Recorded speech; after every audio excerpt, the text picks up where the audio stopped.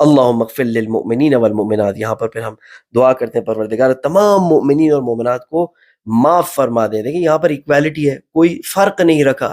جب معاف کرنے کی نوبت آئی، جب اچھائیاں طلب کرنے کی نوبت آئی، تو مؤنث اور مذکر، میل اور فیمیل میں کوئی فرق نہیں ہے. باپ کے ساتھ ماں کے لیے بھی دعا کی، مومنین کے ساتھ مومنات کے لیے بھی دعا کی.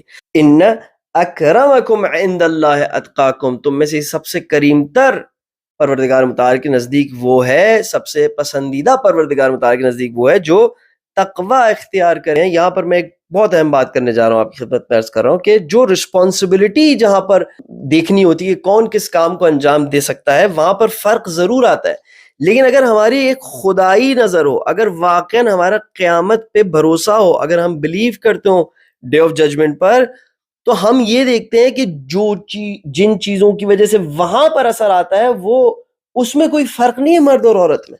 اگر فرق ہے تو دنیا کے ایک مختصر عرصے میں. اور ایک میں آپ کو واضح اب بات بتا دوں، اب جو بھی آپ کو یہ ویسٹ کی انٹروڈیوس کی ہوئی ہیومن رائٹس اور وومن رائٹس اور جینڈر فلوئڈٹی اور اینیمل رائٹس اور یہ تمام جو زہریلے خیالات، باطل خیالات ہیں، اگر کوئی بھی آپ کو اور آپ کے اسلامی اقدار کو ان سے چیلنج کرتا ہے، آپ صرف ایک جواب دیں اسے، آپ کہیں غزہ.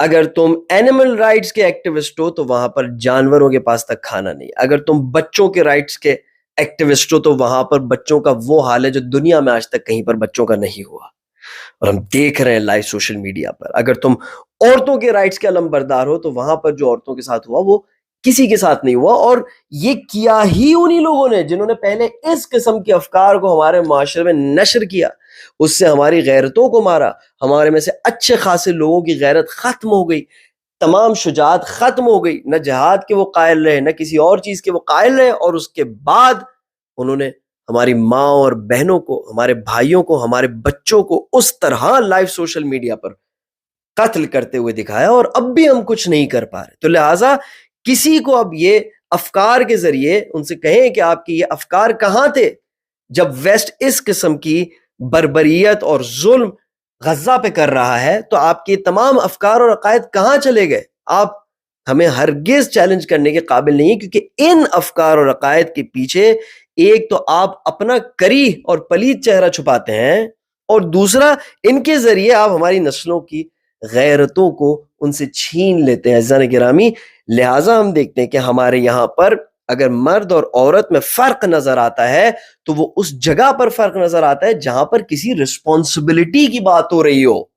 مثال کے طور پر اگر میرا قد چھوٹا ہے تو مجھے باسکٹ بال کی ٹیم میں نہیں لیا جائے گا، مجھے لیا جائے گا فار ایگزامپل فٹ بال کی ٹیم میں. اور کسی کا اگر قد لمبا ہو تو اس کو ایسی ٹیم میں لیا جائے گا، ایسی پوزیشن پہ لیا جائے گا جہاں پر کسی قد بلند انسان کی، لمبے قد کے انسان کی ضرورت ہوتی ہے. تو اسی طرح مرد اور عورت کے بیچ جو فرق ہے، وہ فرق اسلام میں اگر ظاہر ہوتا ہے تو وہ ایسی جگہ پر ظاہر ہوتا ہے جہاں پر رسپانسبلٹیز میں فرق آ رہا ہوتا ہے. لیکن جہاں پر اس بات سے تعلق ہے کہ آخرت اور عاقبت اور جنت میں کس کا مقام زیادہ افضل ہے، یا کیا جنت حاصل کرنے میں، پروردگار متعال کی مرضی حاصل کرنے میں، کیا دونوں کے بیچ میں کوئی فرق ہے؟ تو قرآن مجید میں بھی آپ کو یہی نظر آئے گا. المؤمنین والمؤمنات والمسلمین والمسلمات اللہم اغفر لی ولوالدی، دونوں میرے ماں باپ. اللہم اغفر للمؤمنین والمؤمنات. تو خدا کے واسطہ عزیزان گرامی، غزہ کی جو صورتحال ہے، فلسطین کی جو صورتحال ہے، کم سے کم اس جہد سے تو ہم اپنے آنکھوں کو کھولیں کہ جن چیزوں سے ہم امپریس ہو رہے تھے، جن چیزوں کی طرف ہم جا رہے تھے اور اپنے اقدار آہستہ آہستہ بلا رہے تھے، ان کا نتیجہ کیا نکلا؟ تو وہ یہ بھیانک نتیجہ ہے کہ جسے صبح و شام ہم دیکھ رہے ہیں اور ہماری روحیں کانپتی ہیں.